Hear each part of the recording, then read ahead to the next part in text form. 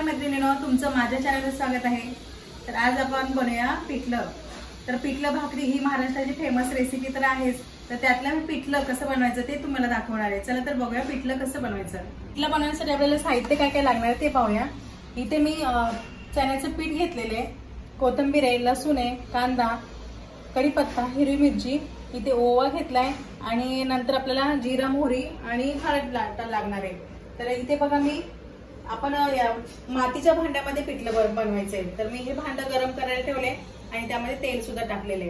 तर आता मी पहिलं काय करते, हे जे चण्याचे पीठ आहे ते आपण पहिलं कसं मिक्स कसं करायचं ते बघूया।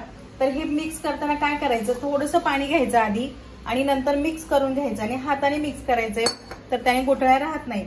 आधी कमी पाणी घ्यायचं, ते व्यवस्थित मिक्स करून घ्यायचं आणि नंतर आपल्याला जास्त पाणी टाकायचंय। जास्त पाणी आधीच टाकलं की त्याच्या गुठळ्या मोडत नाहीत, तर असंच कमी पाणी करायचं आणि असं मिक्स करून घ्यायचं। आता ह्याच्या गुठळ्या कशा, आता कमी पाणी आहे तर पिठामध्ये गुठळ्या मोडून जातात असं मिक्स करताना। तर जास्त पाणी जर असेल ना यामध्ये तर त्या गुठळ्या मोडत नाहीत। तर पहिला आपण ह्या गुठळ्या मोडून घेऊया। तर इथे बघा अशा पद्धतीने आपल्याला पीठ तयार करून घ्यायचंय आणि आता आपल्याला जास्तीचं पाणी टाकायचंय, जेवढं आपल्याला पाहिजे तेवढं आपण पाणी टाकू शकतो। आणि हे पाणी टाकल्यानंतर परत व्यवस्थित आपण मिक्स करून घेऊया आता। तर इथे तुम्ही बघू शकता या पद्धतीचं बॅटर आपल्याला तयार करून घ्यायचंय। आणि आता बघा इथे तेल सुद्धा गरम झालेलं आहे, आपण जिरा, मोहरी टाकून घेऊया। मोहरी टाकते, हे जिरा, आता आपल्याला टाकायचं आहे लसूण,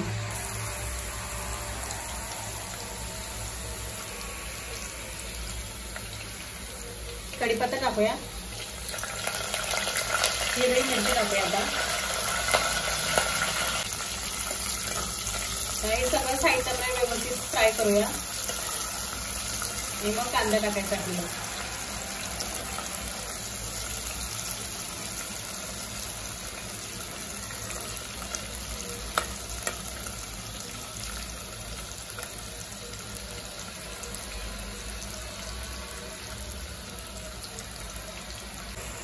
तर आता कांदा टाकून घेऊया आपण।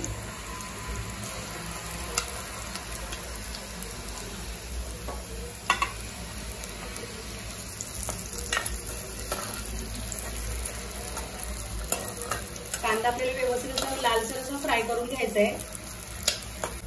आता हे सगळं साहित्य आपलं व्यवस्थित असं फ्राय झालेलं आहे। आता आपण टाकूया हळद,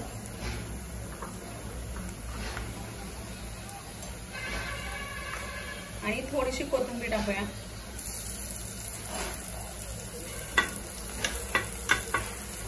आणि आपण जो ओवा घेतलाय तो सुद्धा आपल्याला असं क्रश करून आताच टाकायचा आहे।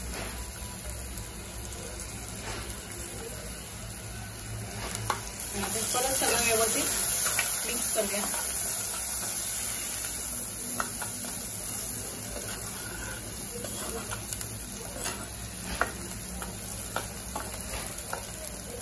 आणि आता आपल्याला काय करायचं, जे आपण पिठाचं बॅटर तयार केलंय ना परत व्यवस्थित असं मिक्स करूया आणि आता थोडं टाकायचं आणि पटकन हलवत राहायचंय आपल्याला।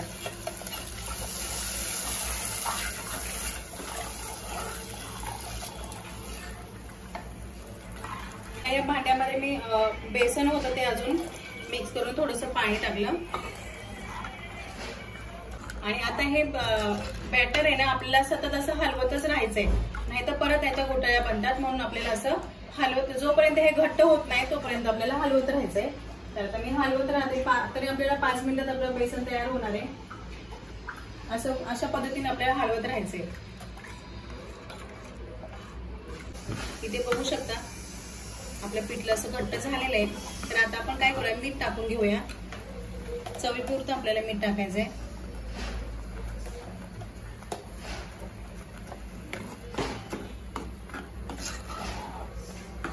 आणि आता 2 मिनिटांसाठी आपण गॅस कमी करायचा आहे आणि 2 मिनिटं आपण झाकण ठेवायचं आहे। 2 मिनिटांनंतर बघूया। तर इथे बघा 2 मिनिटं झालेली, आपण उघडून बघूया। तुम्ही बघू शकता मस्तपैकी आपलं पिठलं तयार झालेलं आहे। आता आपण थोडीशी कोथिंबीर टाकून घेऊया वरून.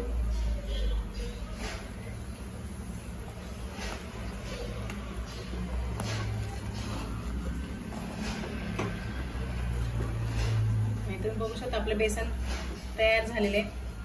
तुम्ही काय बोलता, बेसन बोलता की पिठलं बोलता? आमच्याकडे बेसनच बोलतात, पण बेसन म्हणजे पिठलं या नावाने जास्त फेमस आहे, त्यामुळे मी पिठलं तुम्हाला सांगितलं, पण आमच्या इकडे बेसनच बोलतात.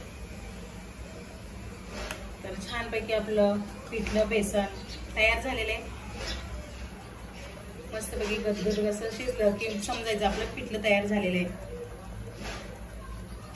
तर आता मी गॅस बंद करते आणि सर्व करून दाखवतो तुम्हाला. चला तर बघा आपलं पिठलं मस्तपैकी तयार झालेलं आहे.